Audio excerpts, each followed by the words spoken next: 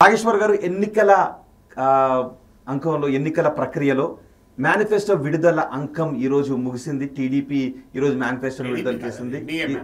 NDA కూటమి మేనిఫెస్టోను విడుదల చేసింది. 2 రోజుల క్రితం వైసీపీ మేనిఫెస్టోను విడుదల చేసింది. ఒకసారి 2 మేనిఫెస్టోలను పోల్చి చూస్తే, అలా ఎప్పుడు చూడకూడదు. ప్రతి మేనిఫెస్టోలో అనేక అంశాలు ఉంటాయి. మీరు ఏమన్నా స్పెసిఫిసిటీస్లోకి వెళ్తే చెప్పగలం, కానీ జనరల్గా పోల్చులో ఉన్నది ఎట్లా సాధ్యమవుతుంది? అంటే ఇప్పుడు ఏమంటున్నారంటే పార్టీలు మేనిఫెస్టోని చూసి ఓటేస్తాయా లేదని ఒక చర్చ జరుగుతుంది. ఖచ్చితంగా మేనిఫెస్టోని చూసి ఓటేస్తారు అనే చర్చ జరుగుతుంది.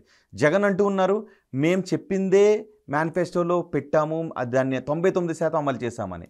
ఇటు టీడీపీ అంటుంది ఏమీ అమలు చేయలేదు, మా మేనిఫెస్టోను చూసి జనాలు ఓటేస్తారు. మేనిఫెస్టోలోను చూసే జనం ఓట్లేస్తారని కాదు. ఇప్పుడు మేనిఫెస్టో అంటే ఇది ఒక డాక్యుమెంట్, ఆ పుస్తకం చదివి ఆ పుస్తకం ఆధారంగా ఓట్లు వేస్తారని కాదు. ఇప్పుడు మేనిఫెస్టోలో అంశాలు రోజు ఉపన్యాసాల్లో చెప్తారు కదా. ఇప్పుడు ఉదాహరణకు టీడీపీ సూపర్ 6 అన్నది, ఈ సూపర్ 6 అన్న అంశాన్ని అనేక ఉపన్యాసాలు చదవడం నాయుడు రోజు చెప్తున్నది కదా.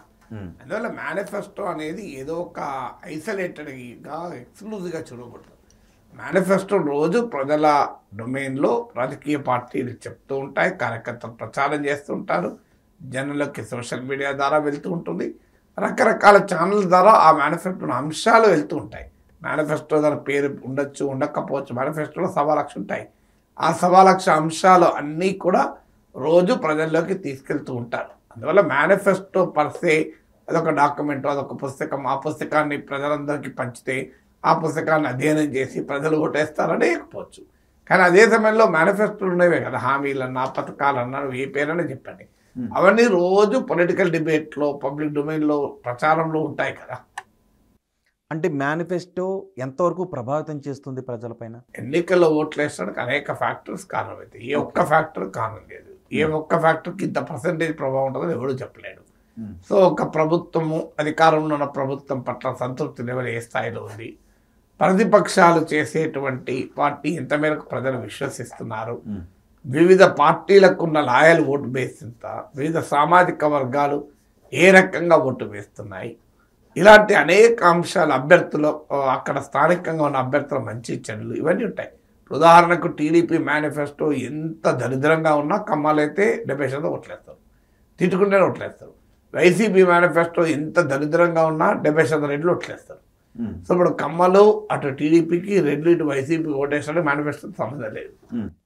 అంటే ఓకే, సామాజిక వర్గాల వారీగా కమ్మలు వీళ్ళకి, రెడ్లు వీళ్ళకి వేస్తే మిగిలిన సామాజిక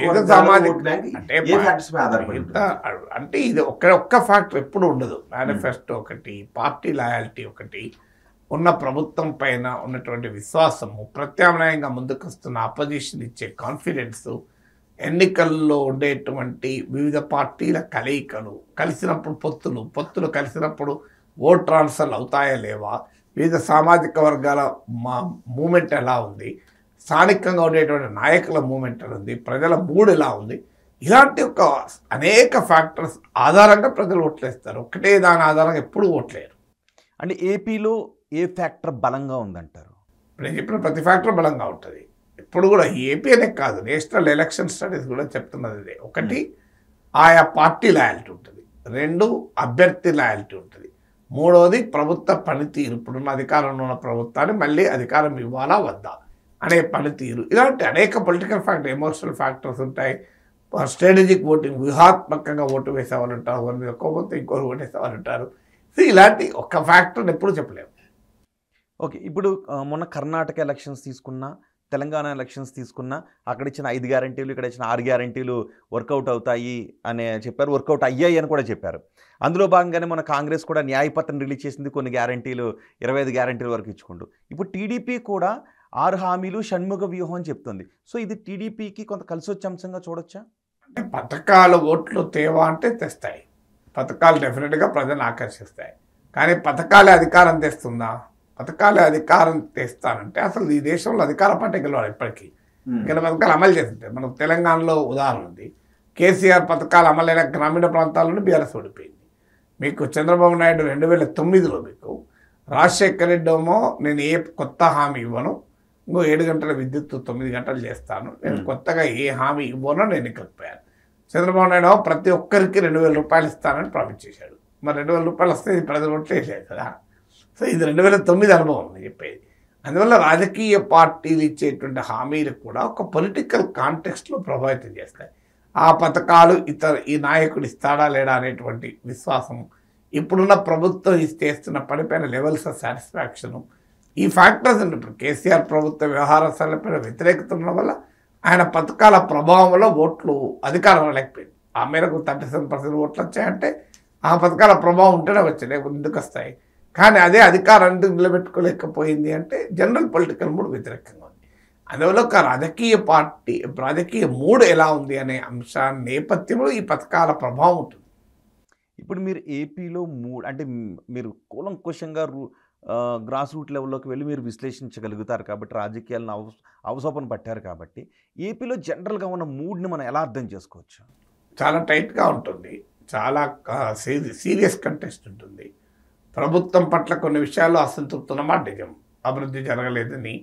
అది కానీ ఈ అసంతృప్తి అర్బన్ ఏరియాస్లో మిడిల్ క్లాస్, అప్పర్ కాస్ట్ ఈ సెక్షన్లలోనే ప్రధానంగా ఉంది. యూత్లో గ్రామీణ ప్రాంతాలకు వచ్చే వరకు, పేద వర్గాలు వచ్చే వరకు చాలా క్లియర్గా ఇంకా జగన్తో గట్టిగా ఉన్నారు. సో ఈ కన్సాలిడేషన్ కూడా మళ్ళీ నెక్స్ట్ 10-15 రోజులు అవుతుంది. ఇప్పుడు ఆల్రెడీ జగన్మోహన్ రెడ్డి ఒక క్యాంపెయిన్ మొదలుపెట్టాడు. సో మీరు కనుక పొరపాటున కూటమికి ఓటేస్తే ఈ పథకాలన్నీ పోతాయని ప్రజలు అది నమ్మారనుకోండి, జగన్ పట్ల ఏమన్నా అలిగినా గురిగినా, అభివృద్ధి లేదనో అసంతృప్తి ఉన్నా కూడా మళ్ళీ జగన్కి ఓటేస్తారు.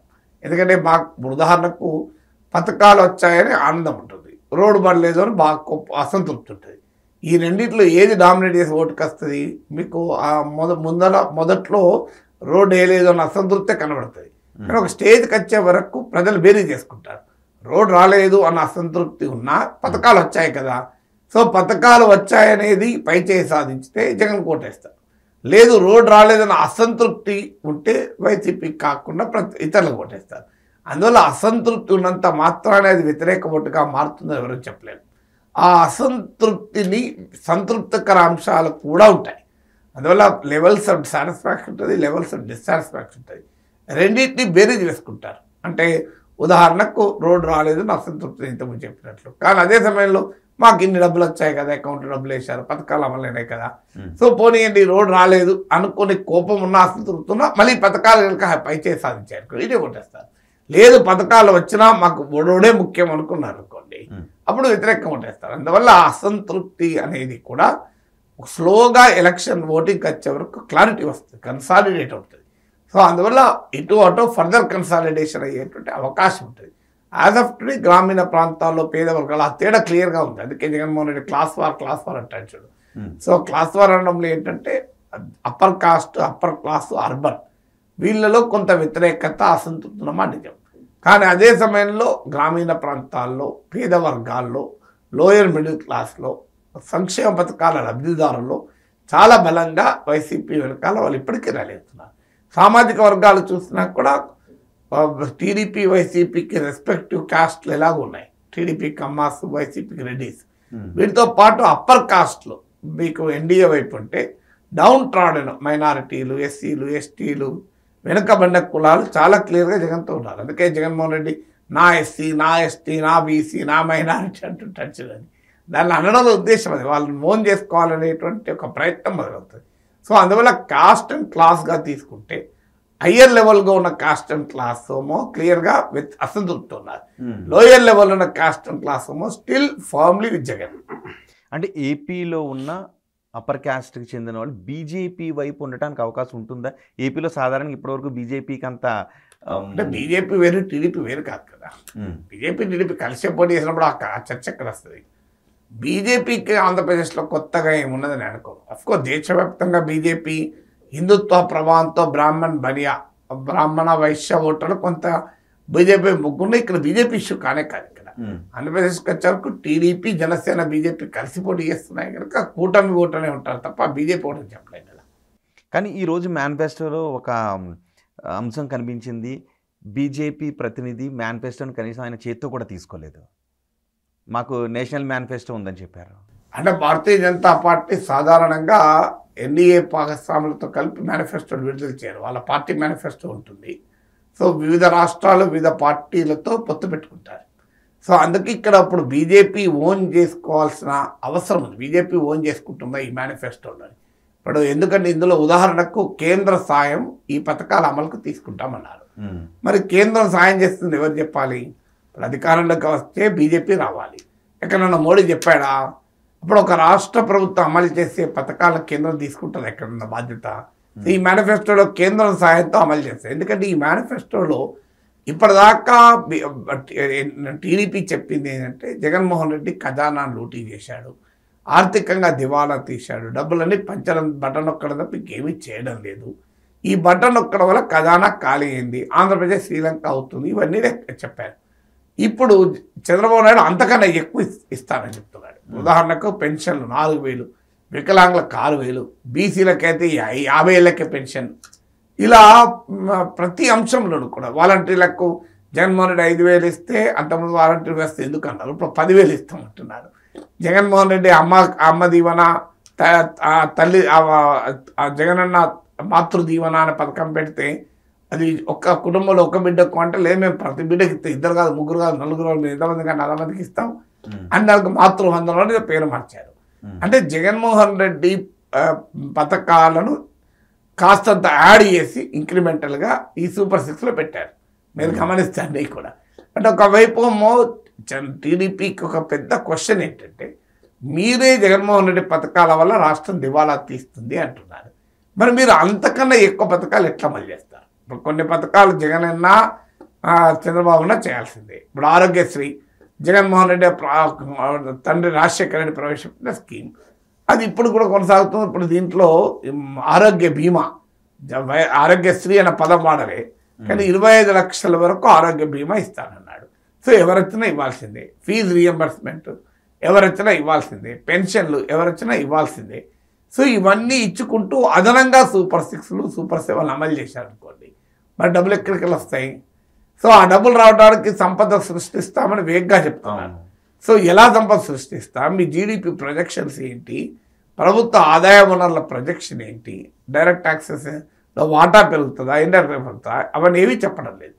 సో యొక్క అకౌంటబిలిటీ ఎప్పుడు కూడా చెప్పాలంటే, మేనిఫెస్టోలో వైసీపీ వెల్ఫేర్ స్కీమ్స్కి మీరు అకౌంటబిలిటీ అడిగినప్పుడు ఎన్డీఏ పైన టీడీపీ పైన బాధ్యత అకౌంటబిలిటీ, ఎంత ఖర్చు అవుతుంది, ఎక్కడ చేస్తారు. ఒక మాట అన్నారు కేంద్రం సాయం అని. కేంద్రం సాయం చేస్తుందని మోడీ చెప్పాడు ఎక్కడన్నా. అసలు భారతీయ జనతా పార్టీ ఎందుకు ఫోన్ చేసుకుంటుంది? ఇప్పుడు ఉదాహరణకు తెలంగాణలో దళిత బంధు ఉంది, కేంద్రం డబ్బులు ఇచ్చిందా? సో కేంద్రానికి కేంద్ర పథకాలు ఉంటాయి. ఆ కేంద్ర పథకాలు రాష్ట్ర పథకాలు అనుసంధానమైనప్పుడు కేంద్రం నుంచి డబ్బులు వస్తాయి. ఇప్పుడు ఉదాహరణకు కేంద్రము 80 కోట్ల మంది ప్రజలకు ఉచిత ఆహార ధాన్యాలు ఇస్తున్నారు. మన రాష్ట్ర ప్రభుత్వాలు ఏం చేస్తాయంటే దానికన్నా కాస్త పెంచి కోటా పెంచుతారు, సంఖ్యను పెంచుతారు. మరి ఆ భారం ఎవరికి? రాష్ట్ర ప్రభుత్వం పెడుతుంది. కేంద్రం ఎందుకు ఇస్తుంది? అనేక సార్లు కేంద్రం పెద్దలు చెప్పారు, అది మీ పథకాలకు మేమెందుకు డబ్బులు ఇస్తామని. సో రాష్ట్రాల పథకాల డబ్బులు ఇచ్చుకుంటూ పోవాలంటే ఏ కేంద్ర ప్రభుత్వం పని కాదు ఇది. సో ఇది మరి ఈ మేనిఫెస్టోలో ఎట్లా చెప్పారు కేంద్రం సాయంతో అమలు చేస్తామని? కేంద్రము ఆంధ్రప్రదేశ్లో ఒక్క రాష్ట్రానికి పథకాలు అమలుకి ఇస్తుందా? ఇప్పుడు తెలంగాణ రేపు కాంగ్రెస్ ప్రభుత్వం అడగదా, మేము మహిళలకు ఉచిత రవాణా ఇస్తున్నాం, మాకు డబ్బులు ఇవ్వండి, ఆంధ్రప్రదేశ్కి ఇచ్చారు కదా అని. అది కేంద్ర పథకమే కాదు, రాష్ట్ర పథకం, నువ్వే ఖర్చు పెట్టుకోవాలి. సో అందువల్ల ఫండమెంటల్ క్వశ్చన్, కూటమిలో భాగస్వామి అయినా కేంద్ర ప్రభుత్వం పథకం కాదు కదా. కూటమి దేనికైనా ఇప్పుడు అక్కడే కాంట్రడిక్షన్. సో కేంద్రం, అందుకే బీజేపీ ఎన్డీఏ పథకం కాదు అది. అది టీడీపీ జనసేన బీజేపీ కలిసి ఉన్నా అది ఎవరి అకౌంటబిలిటీ ఎవరు అనేది తేలాలి. ఇక రెండవ క్వశ్చన్ ఏమొస్తారంటే పోలవరం పూర్తి చేయాలి. పోలవరం గురించి మాట్లాడారు. పోలవరం ఎవరు పూర్తి చేయాలి? అది కేంద్ర ప్రాజెక్టు. సో చంద్రబాబు నాయుడు వాదన 72% నేనే కంప్లీట్ చేసిన, తర్వాత జగన్ ఏమీ చేయలేదు. మరి జగన్ ఏం చేయకుండా కేంద్ర ప్రభుత్వం ఎందుకు కోరుకున్నది? పార్లమెంటు చట్టం ద్వారా Polavaram project 100% central funded project.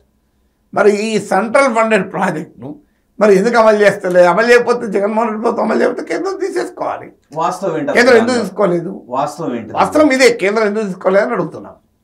కేంద్రం రాష్ట్ర ప్రభుత్వం అమలు చేయనప్పుడు కేంద్రం తీసుకోవాలి కదా. సో మరి కేంద్రాన్ని ప్రశ్నించాలి. ఇప్పుడు చంద్రబాబు నాయుడు నువ్వు ఎందుకు తీసుకోలే? ఇప్పుడు జగన్మోహన్ రెడ్డి సరిగా అమలు చేయనప్పుడు you have to take it back కదా. ఇప్పుడు చంద్రబాబు నాయుడు ప్రభుత్వం ఉన్నప్పుడు, ఎన్డీఏ ప్రభుత్వం ఉన్నప్పుడు రాష్ట్ర ప్రభుత్వం అమలు చేస్తే ఇంప్లిమెంట్ చేస్తా అంటే కేంద్రం ఇచ్చేసింది. మరి ఇప్పుడు ఈ ప్రభుత్వం అమలు చేయనప్పుడు తీసుకోవాలి కదా. ఎక్కడ చెప్పారు తీసుకుంటామని? అమరావతి విషయంలో ఉన్నారు, మేనిఫెస్టోలో చెప్పారు. కేంద్రం బీజేపీ నాయకత్వం కేంద్ర ప్రభుత్వం ఎప్పుడూ ఇప్పుడు మాకు అమరావతి సంబంధమే లేదని చెప్పింది. మాకు రాజధానితో కేంద్ర ప్రభుత్వం సంబంధమే లేదని. ఇదేమో మరి పార్లమెంట్ ఎన్నికలకు మేనిఫెస్టోనా, అసెంబ్లీ ఎన్నికలకు మేనిఫెస్టోనా, ఈ క్లారిటీ రావాలి కదా.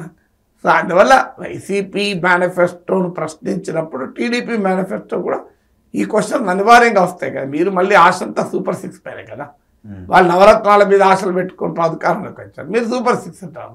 ఇప్పుడు నవరత్నాలు వర్సెస్ సూపర్ 6 ఏం తేడా ఉంది? ఇప్పుడు వాళ్ళది మిమ్మల్ని ఎందుకు పెట్టాలన్న జనానికి ఏం చెప్తారు? వాలంటరీ వ్యవస్థ మంచిది కాదు, వాళ్ళు మహిళల అక్రమ రవాణా చేస్తున్నారు, వాళ్ళు భర్త లేని ప్రతి తలుపు కొడుతున్నారు, ఇవన్నీ చెప్పారు కదా. మరి అవన్నీ చేసేందుకు వాడు ఇప్పుడు 10,000 తిరుగుతామంటారు. అంటే అంటే మహిళల అక్రమ రవాణా చేసి భర్త లేనప్పుడు ఇల్లు తలుపుకుంటున్నారు కాబట్టి వాళ్ళకి 5,000 10,000 ఇస్తుంది చెప్పండి.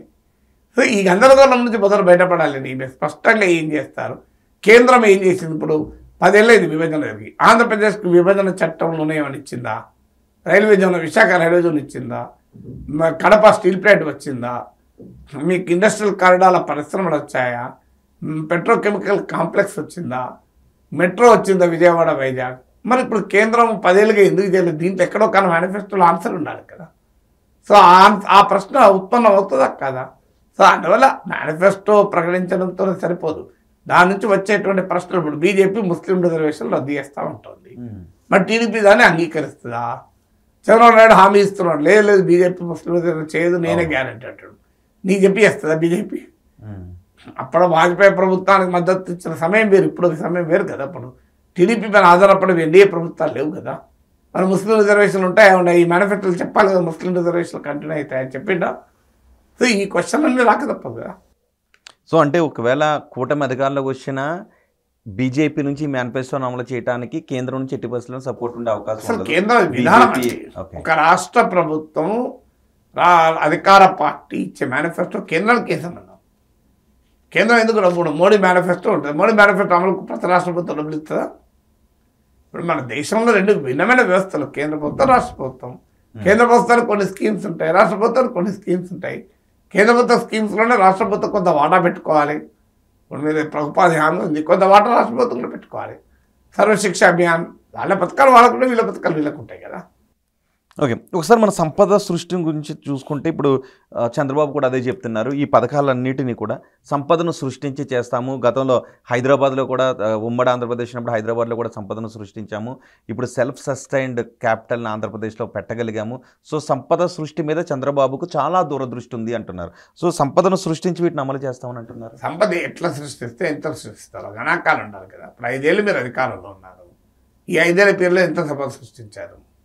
నాకు ఆన్సర్ ఉండాలి కదా. సో 5 ఏళ్ల కాలంలో రాష్ట్ర ప్రభుత్వ రెవెన్యూ ఎంత పెరిగింది, రాష్ట్ర జిఎస్డిపి ఎంత పెరిగింది, ఆ గణాంకాలు ఉండాలి కదా. మన జగన్మోహన్ రెడ్డి తన మేనిఫెస్టో ప్రకటిస్తూ ఆ లెక్కలను ఇచ్చాడు. ఆయన వర్షం ప్రకారం ఏంటంటే తన హయాంలోనే జిఎస్డిపి వృద్ధి రేట్ ఎక్కువ ఉంది, తన హయాంలోనే అప్పులు తక్కువ చేశాం. మరి దీనికి కౌంటర్ టీడీపీ చెప్పాలి కదా, నిజమా కాదా అని. నిజమేనా, వాస్తవమేనా? అది టీడీపీని అడగాలి కదా, నా పని కాదు కదా చెప్పడం. సో వైసీపీ డాక్యుమెంట్లో ముందు పెట్టి చెప్పింది, దానికి కౌంటర్ టీడీపీ చెప్పాలి కదా. ఉద్యోగ కల్పన అంటున్నారు, 20 లక్షల ఉద్యోగాలు కల్పిస్తామని చెప్తున్నారు. సంతోషమే కల్పిస్తే ఎవరైనా అందరు చెప్తారు కదా, అల్టిమేట్గా కల్పించినప్పుడు మాట్లాడాలి. సో ఎలా కల్పిస్తాం? మేనిఫెస్టోలో అకౌంటబిలిటీ, ప్లాన్ ఆఫ్ యాక్షన్ ఉండాలి. సో ఏ పార్టీ మేనిఫెస్టో పెట్టినా ఒక హామీ ఇవ్వడమే కాదు, ఆ హామీ అమలు ఎలా చేస్తారనేది నిర్దిష్టంగా కూడా ఉండాలి కదా. ఒకవేళ టీడీపీ అధికారులు నుండి ఉంటే సెల్ఫ్ సస్టైన్డ్ క్యాపిటల్ అయ్యుండి ఉండేది. బ్రిటిష్ వాళ్ళు రాకపోతే వస్తున్నారు, పోర్చుగీస్ వాళ్ళు వస్తున్నారేమో, డచ్ వాళ్ళు వస్తారేమో.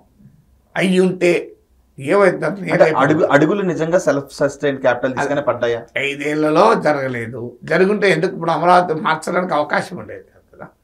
సో 5 ఏళ్ళ పీరియడ్కి అధికారం ఇచ్చారు. 5 ఏళ్ల పీరియడ్లో కనీసం ఒక పర్మనెంట్ బిల్డింగ్ కట్టలే కదా, టెంపరీ బిల్డింగ్లో కట్టాలి. సెల్ఫ్ సస్టైన్డ్ క్యాపిటల్ ఎక్కడి? ఇప్పుడు తెలంగాణ సెక్రటరియట్ ఉంది, అది ఏడాదిలో కట్టిపడేశారు కదా. బ్రహ్మాండ సెక్రటరియట్ ఉంది కదా హైదరాబాద్లో.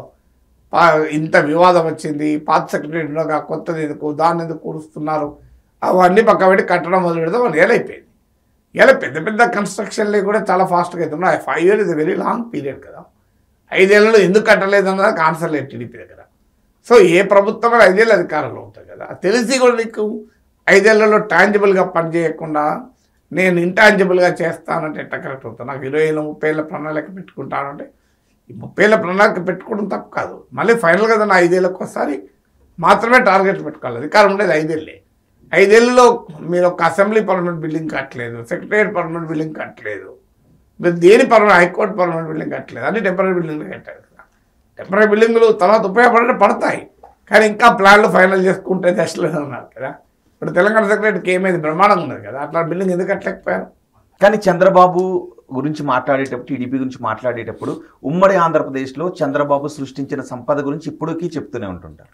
ఇప్పుడు ఒక రాష్ట్రానికి మరో రాష్ట్రానికి పోలిక లేదు.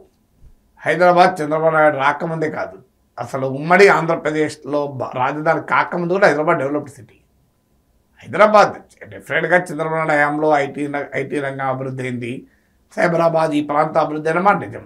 కానీ హైదరాబాద్ రాజధాని ఎందుకైంది? అసలు 56లో హైదరాబాద్ రాజధాని అయింది, 53లో ఆంధ్ర రాష్ట్రం ఏర్పడింది, 48లో హైదరాబాద్ రాష్ట్రం ఏర్పడింది. హైదరాబాద్ రాష్ట్రం విడిగా 8 ఏళ్ళు ఉంది, ఆంధ్ర రాష్ట్రం విడిగా 3 ఏళ్ళు ఉన్నది. ఈ రెండు కలిసినాక అప్పటికే ఆంధ్ర రాష్ట్రానికి కర్నూలు రాజధాని ఉంది. మరి ఎందుకు హైదరాబాద్కి వచ్చారు? హైదరాబాద్ డెవలప్డ్ సిటీ, అప్పటికే అండర్గ్రౌండ్ డ్రైనేజ్ ఉంది, వాటర్ ఫెసిలిటీ ఉంది, ఎయిర్పోర్ట్ ఉంది. స్వాతంత్రానికి పూర్వం 1918లోనే ఉస్మానియా సిటీ కట్టబడింది. సో ఒక Hussain Sagar thermal power plant, exclusive power plant ఉంది, వాటర్ స్టోరేజ్ ట్యాంక్స్ ఉన్నాయి. ఇవన్నీ హైదరాబాద్ మొదటి నుంచి ఉన్నాయి. చాలామందికి అర్థం కాదు. ఇప్పుడు అసెంబ్లీ బిల్డింగ్ ఎవరు కట్టారది? అంత ముందు నుంచి ఉంది కదా. సో ఇవన్నీ Osman city arts college building ఎవరు కట్టారు? ఇప్పుడు ఉన్నోళ్ళు కట్టారు. అది బిఫోర్ ఇండిపెండెన్స్ కట్టబడింది. సో అందువల్ల Hyderabad is developed place even by then. Of course IT రంగం వచ్చాక చంద్రబాబు నాయుడు దాన్ని ఉపయోగించాడు, హార్నెస్ చేసిన మాట నిజం. కానీ హైదరాబాద్ నగరం అంతకుముందు ఏం లేదు. చంద్రబాబు నాయుడు హైదరాబాద్ నగరాన్ని నిర్మించినది కరెక్ట్ కాదు. హైదరాబాద్ నగర అభివృద్ధిలో ఒక్కొక్క ముఖ్యమంత్రి పాత్ర ఉంటుంది. రాజశేఖర రెడ్డి పాత్ర ఉంటుంది, అవుటర్ రింగ్ రోడ్ వచ్చింది, ఎయిర్పోర్ట్ వచ్చింది, మెట్రో వచ్చింది.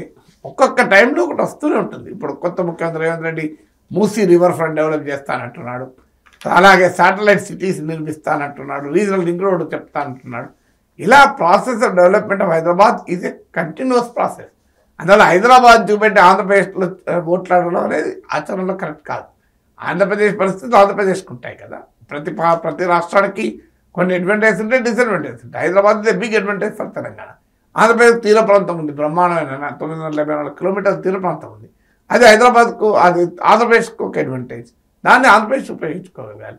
ఫండమెంటల్ పాయింట్ హైదరాబాద్ తలదాన్ని ఢిల్లీనే అసూయపడే రాజధాని కడతామని ఇండియా ప్రామిస్ చేసింది. 5 ఏళ్లలో దాని ప్రోగ్రెస్ ఏం చెప్పాలి కదా. 5 ఏళ్ళు కేంద్రంలో అధికారంలో, రాష్ట్రంలో కలిసే 4 ఏళ్ళు అధికారంలో ఉన్నారు. What was the progress report? దానికి ఆన్సర్ ఉండాలి కదా. This the time for them to give a progress report. ఇంకా మేము అధికారంలో ఉన్నప్పుడు పోలవరం ఇప్పుడు 72% పూర్తి చేశాను నేను, ఆ తర్వాత కాలేదు అని చంద్రబాబు నాయుడు వివరించాడు. రాజధాని ఎంత శాతం పూర్తి చేశాడు చెప్పమనండి.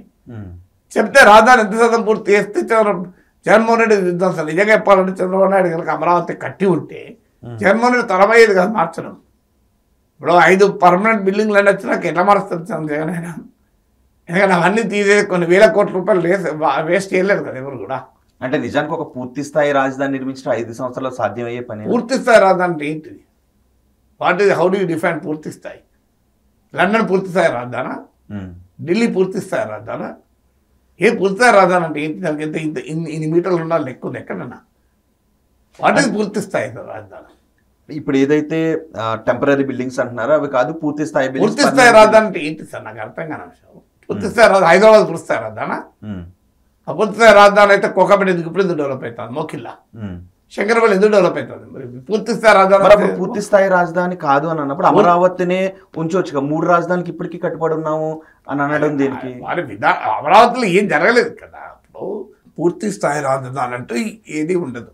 ఒక నగర నిర్మాణం నిరంతర ప్రక్రియ, అది పెరుగుతూ ఉంటుంది. మీకు ఉదాహరణకు 30 ఏళ్ల క్రితం మాదాపూర్, హైటెక్ సిటీ, గచ్చిబౌలి పెరిగింది. ఇప్పుడు కోకాపేట్, మోకిల్లా పెరుగుతుంది. రేపు శంకరపల్లి, మొయినాబాద్ ఇవన్నీ కూడా పెరుగుతున్నాయి. ఇలా నగరం అనేది నిరంతరం విస్తరిస్తుంది, ఒక్కరోజు కాదు. కానీ ఫండమెంటల్గా పర్మనెంట్ బిల్డింగ్స్ కట్టి ఉండి ఒక రాజధానికి ఒక నెట్వర్క్, రోడ్లు, అండర్ గ్రౌండ్ డ్రైనేజ్, ఇలాంటి బేసిక్ ఇన్ఫ్రాస్ట్రక్చర్ పూర్తి. కానీ ఇప్పుడు చూపిస్తున్నారు కదా ఇవన్నీ పర్మనెంట్ బిల్డింగ్సే. బిల్డింగ్స్ అన్ని వృధా అయిపోయాయి. పర్మనెంట్ బిల్డింగ్స్ ఎవరు చెప్పలేదు. మీరు అంటే చెప్తున్నారు సిమెంట్ కాంక్రీట్ తోనే కదా కట్టింది, అట్టపెట్టెలో కాదు కదా కట్టింది. సిమెంట్ కాంక్రీట్ కడతారు, అది పర్మనెంట్ బిల్డింగ్ వేరు కదా. సిమెంట్ కాంక్రీట్ కట్టిన తర్వాత పర్మనెంట్ బిల్డింగ్ కాదు కదా. పర్మనెంట్ బిల్డింగ్ అంటే అర్థం ఏంటంటే ఒక నమూనా, ఇంకో అసెంబ్లీ ఇలా ఉంటుంది, సెక్రటరియట్ ఇలా ఉంటుంది అని అనుకొని ఆ నమూనా ప్రకారం కట్టడం పర్మనెంట్ బిల్డింగ్ అంటారు. ఏదైనా సిమెంట్ కాంక్రీట్తో ఉంటుంది. ఈవెన్ నార్మల్ హౌస్ కూడా సిమెంట్ కాంక్రీట్, డబుల్ బెడ్రూమ్ ఇల్లు కూడా సిమెంట్ కాంక్రీట్ ఉంటుంది. ఆ డబుల్ బెడ్రూమ్ ఇల్లు పర్మనెంట్ అవుతుందా? ఓకే, ఇప్పుడు టీడీపీ మేనిఫెస్టోలో ఒక విషయం గురించి చెప్పారు, చట్టసభల్లో బీసీలకు 33% రిజర్వేషన్కి మేము పాటుపడతాం, కృషి చేస్తాము అని. అది ఎప్పుడో ఆంధ్రప్రదేశ్ తెలంగాణలో కూడా అసెంబ్లీ తీర్మానం చేసి పంపింది. అది ఎక్కడ జరిగింది?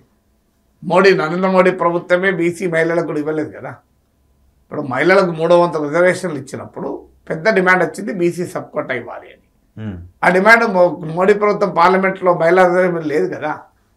అందువల్ల రాష్ట్రంలో జరిగే పనే కాదు, కేంద్రం చేయాలి కదా. ఇంకొక ప్రధానమైన అంశం గాజు గ్లాసు గుర్తు. గాజు గ్లాసు గుర్తు కామన్ సింబల్ జాబితాలోంచి తీసి మాకు కామన్గా ఇవ్వండి అని అడిగారు. కానీ ఇప్పుడు జనసేన పోటీ చేసే 21 చోట వాళ్ళకి గాజు గ్లాసు గుర్తుని ఇవ్వడంతో పాటు మిగిలిన అన్ని చోట్ల గాజు గ్లాసు గుర్తులు ఇచ్చారు ఇండిపెండెంట్ అభ్యర్థులకు. ఇది ఎలాంటి ప్రభావం చూపించారు? ఎన్నికల కమిషన్ టెక్నికల్గా వెళ్ళింది అంటే రాష్ట్రంలో ఎన్నికల్లో ఇంత శాతం ఓటింగ్ వస్తేనే రాష్ట్ర స్థాయి పార్టీగా గుర్తింపు వస్తుంది. అప్పుడే ఒక సింబల్ ఫ్రీజ్ చేస్తారు. ఇప్పుడు ఓన్లీ జనసేన పోటీ చేసే స్థానాలకు మాత్రం ఫ్రీజ్ చేశారు. కానీ జనసేన కేవలం 21 స్థానాలకు పోటీ చేయడం లేదు. టీడీపీ బీజేపీతో కలిసి కూటమిగా ఉన్నప్పుడు 175 స్థానాలకు జనసేన పోటీ చేసినట్టు లెక్క. సో 175 స్థానాల్లో గాజు గ్లాసు ఎవరికి ఇవ్వకూడదు, ఫ్రీజ్ చేయాలి. కానీ సాంకేతికంగా పొలిటికల్గా ఎలక్ట్రల్ కమిషన్ ఆలోచించకుండా సాంకేతికంగా ఆలోచించింది. కానీ ఫండమెంటల్ క్వశ్చన్ ఏంటంటే ఇది కుట్ర అంటున్నారు. ఎవరు కుట్ర అంటే ఎన్నికల కమిషన్ ఎవరి చేతిలో ఉంటుంది? కేంద్ర ప్రభుత్వ ప్రభావంలో ఉంటుంది. కేంద్ర ప్రభుత్వం బీజేపీ. ఎవరు కుట్రమనాలి మరి? అంటే బీజేపీ కుట్రమనిందా? జనసేన గాజు గ్లాస్ పైన పోనీ వైసీపీ కుట్రమనింది అనుకోండి, అంటే రఘురామకృష్ణరాజు మొదలుకొని గాజు గ్లాస్ వరకు బీజేపీని ఇన్ఫ్లుయెన్స్ చేసేది వైసీపీనా? దానికి ఆన్సర్ చెప్పాలి కదా. అందువల్ల అధికారంలో కేంద్రంలో అధికారంలో ఉన్న పార్టీతో పొత్తు పెట్టుకొని పోటీ చేసే పార్టీలు ఈ గుర్తుల విషయంలో మాకు కుట్ర జరిగింది, అన్యాయం జరిగిందంటే ఎట్లా? ఎన్నికల కమిషన్ ఇచ్చేది జగన్మోహన్ రెడ్డి ప్రభుత్వం ఇస్తుందా గాజు గ్లాస్ సింబల్ను? Chief secretary of Andhra Pradesh government ఇస్తుందా సింబల్ను? ఎన్నికల కమిషన్ కేటాయించేది ఎన్నికల కమిషన్ జగన్ చేతిలో ఉంటుందా, బీజేపీ చేతిలో ఉంటుందా? సో అందువల్ల జనసేన క్లారిటీ రావాలి. ఎవరు కుట్ర పడినారు, ఎవరి మీద పడినారు, దానికి క్లారిటీ ఇవ్వాలి కదా. సో కుట్ర కాదు, టెక్నికల్గా ఎలక్షన్ కమిషన్ ఎవరు కుట్ర పడ్డారు? కుట్ర అంటే బీజేపీ పడినారు, ఇంకోరు లేరు కదా. ఎందుకంటే అది ఉన్నది ఎన్నికల కమిషన్ చేతిలో. ఎన్నికల కమిషన్ కేంద్ర ప్రభుత్వం చేతిలో ఉంటుంది. కుట్ర అంటే మనంత కేంద్రంలో మనం బీజేపీ పడినారు అంటే జనసేన వ్యతిరేకంగా బీజేపీ కుట్రలు పడుతుందా? అంటే వైసీపీ ప్రభావంతో ఇంకా బీజేపీ ఉందా? దానికి ఆన్సర్ చెప్పాలి కదా. ఓకే, దాని ప్రభావం ఎలా ఉండే అవకాశం ఉంటుందంట? ఖచ్చితంగా కొన్ని నియోజకవర్గాల ప్రభావం ఉంటుంది కదా. ఎందుకంటే మనకు రోడ్ రోలరు, లారీ, ట్రక్కులు వచ్చినప్పుడల్లా బీఆర్ఎస్ వాళ్ళు గోల చేస్తలేరా? మా కారును పొందిన పోలిన సింబల్, ఆటో ఇవి వచ్చినప్పుడు మాకు ఓట్లు పోతున్నాయని రోజు గోల చేస్తారు కదా. అందులో డెఫినెట్గా జనసేన పోటీ చేయని నియోజకవర్గాల్లో మిత్రపక్షాలు పోటీ చేస్తుంటాయి. అక్కడ జనసేన సింబల్ గాజు గ్లాస్ ఉంటుంది. ఇప్పుడు ఎన్నికల ప్రచారమేమో మీకు ఒక్క నియోజకవర్గానికి పరిమితమై ఉండదు కదా. ఇప్పుడు సింబల్ గాజు గ్లాస్ సింబల్ అనేది రాష్ట్రం అంతా ఎన్నికల ప్రచారంలో ఉంటుంది. సో ఆ జనసేన సింబల్ అనుకునే ప్రమాదం ఉంటుంది కదా. అంటే జనరల్ గా కొన్ని ఎన్నికలు గుర్తుని పోలిన గుర్తుంటేనే పార్టీలు ఇబ్బంది పడుతుంటాయి, ఇవన్నీ కూడా. కానీ ఇప్పుడు డైరెక్ట్ గా గాజు గ్లాస్ ఉంటాయి, కుటుంబ నష్టమే అది. సో అంతేకాదు కొన్ని 6 చోట్ల కొన్ని చోట్ల రెబల్ అభ్యర్థులు కూడా విత్డ్రా చేసుకోలేదు. టీడీపీ రెబల్స్ ఉన్నా అక్కడ కొంత నష్టం చేస్తారు కదా. రెబల్స్ ఉన్నారంటే డెఫినెట్ గా ఆ పార్టీ రిబల్ అయినప్పుడు ఆ పార్టీ యంత్రాంగం, ఆ పార్టీ ఓటింగ్ కొంత పోయే అవకాశం ఉంటుంది. అందువల్ల మిత్రపక్షాలు నష్టం కలుగుతుంది కదా ఖచ్చితంగా. ఎస్, షర్మిల గురించి కూడా ఒక నేషనల్ టీవీకి ఇచ్చిన ఇంటర్వ్యూలో జగన్ మాట్లాడారు. షర్మిలకు డిపాజిట్లు కూడా రావు పాపం అని అన్నట్టు. ఇప్పుడున్న అంచనా ప్రకారం కాంగ్రెస్కి అయితే పెద్ద ప్రభావం ఉండదు. షర్మిల నాయకత్వంలో ఉన్నా ఎవరి నాయకత్వంలో కాంగ్రెస్కి అయితే ప్రభావం ఉండదు. ఈ ఎన్నికల్లో పోటీ వైసీపీకి ఎన్డీఏకి మధ్యలో ఉంటుంది. అందువల్ల మూడో ఫోర్స్కి అసలు అవకాశమే లేదు. అందువల్ల నా అంచనా కూడా షర్మిల పెద్ద ప్రభావం చూపుతుంది. రైట్, ఇంకా గట్టిగా 13 రోజులు కూడా లేదు ఎలక్షన్స్ రావడానికి. ఈ 13 రోజుల్లోనూ ఏం జరిగే అవకాశం ఉండొచ్చు? అంటే 13 రోజుల్లో కూడా ఈ పార్టీలు అంటే నేను అనేది అది కాదు, అంటే ఓటర్ ఒకటి డిసైడ్ అయ్యి ఉంటాడు కదా, ఈ 13 రోజుల్లో కూడా పార్టీలు ఓటర్ మైండ్ సెట్ ని మార్చడానికి ఎంతో కొంత భారతదేశంలో నేషనల్ ఎలక్షన్ స్టడీ చెప్పేది 21% ఆఫ్ ఓటర్స్ ఎన్నికల రోజు లేదా ముందు కొద్ది రోజుల ముందు నిర్ణయం తీసుకుంటారని నేషనల్ ఎలక్షన్ స్టడీ చెప్తున్నాయి. 21% అండి. 21 కాకపోతే 10% ఉండొచ్చు, 15% ఉండొచ్చు. డెఫినెట్గా ఎన్నికల ముందు నిర్ణయం తీసుకునే వాళ్ళు చాలా మంది ఉంటారు కదా. అంటే ఏంటి ఎన్నికల ముందు నిర్ణయం తీసుకోవడం టెక్నికల్గా ఎలా చూడాలి? టెక్నికల్ ఏముంటుంది అట్లా అంటే అప్పటి వరకు ఆ ఎన్నికల ముందు రోజు ఏం ప్రభావితం చేసే అవకాశం ఉంటుంది? ఎన్నికల ముందు రోజు కాదు, ఒక ప్రజల అభిప్రాయం ఫామ్ అయ్యేది over period of time form అవుతుంటుంది. లాయల్గా ఉన్న వాళ్ళు ఆ పార్టీకి ఓటేస్తారు. స్వింగ్ ఓటర్స్ ఉంటారు, ఏ పార్టీతో సంబంధం లేని తటస్థ ఓటర్ ఉంటారు. వాళ్ళకి ఏం తొందర వచ్చిందని నిర్ణయం తీసుకుంటారు, ఓటేసే టైం వరకు నిర్ణయం తీసుకుంటారు. సో అప్పటి వరకు పోల్ మేనేజ్మెంట్ ఒక ప్రభావం ఉండొచ్చు. ఈ క్యాంపెయిన్ ఇష్యూస్ ఏది ముందుకు వస్తుంది, ఏది వెనక్కి వస్తుంది. సో ఇప్పుడు ఉదాహరణకు సంక్షేమ పథకాలు, నేను మొదట్లో చెప్పాను, సంక్షేమ పథకాలు ఉన్నాయి. సంక్షేమ పథకాల పట్ల పూర్తి సంతృప్తి ఉంది ప్రజల్లో, కానీ మా ఊరికి రోడ్డు పడలేదని అసంతృప్తి ఉంది. సో ఈ రోడ్డు పడలేదని అసంతృప్తి ఓటర్ చాయిస్ డిసైడ్ చేస్తుందా, ఆ పథకాలు డిసైడ్ చేస్తాయా అనేది ఎన్నికల సమయాన్ని తేలుతుంది కదా. అంటే అధికారంలో ఉన్న పార్టీకి తిరిగి అధికారాన్ని కట్టబెట్టాలా, లేదంటే అధికారంలో ఉన్న పార్టీని దించాలనే ఫ్యాక్టర్ దేని మీద ప్రధానంగా ఆధారపడి ఉంటుంది?